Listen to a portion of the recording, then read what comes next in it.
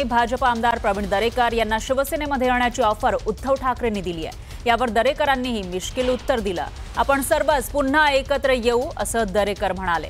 राज ठाकरे आणि दरेकरांची विधान भवन परिसरात भेट झालेली होती। स्वयंपूर्ण विकासाच्या संदर्भातील अहवाल प्रवीण दरेकर यांनी ठाकरेंना दाखवलेला होता। यावेळी दोघांमध्ये मिश्किल संवादही झालेला होता।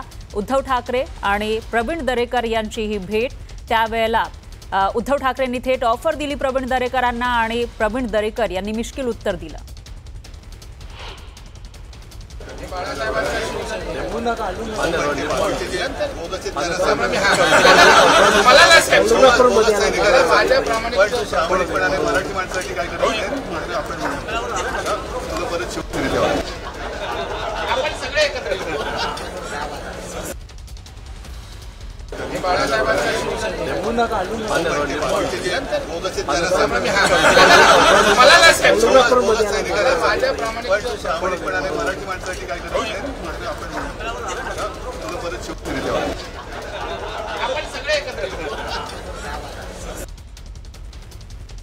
दरम्यान लाडक्या बहिणींचे कंस मामा बनू नका असं म्हणत रोहिणी खडसेंनी उपमुख्यमंत्री अजित पवार यांच्यासह सरकारवर जोरदार हल्लाबोल केला।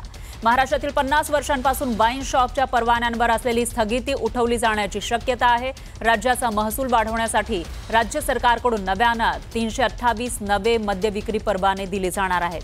विदेशी मद्य निर्मिती परवाने देण्यासाठी उपमुख्यमंत्री अजित पवार यांच्या नेतृत्वाखाली एक समिती स्थापन केली जाणार असल्याचंही बोललं जातंय। याच मुद्द्यावरून रोहिणी खडसेंनी अजित पवारांना कंस मामाची उपमा देत जोरदार निशाणा साधला। एकीकडे लाडकी बहीण म्हणायचं आणि दुसरीकडे लाडक्या बहिणीचं घर उद्ध्वस्त करण्याचं काम सरकार करतंय का?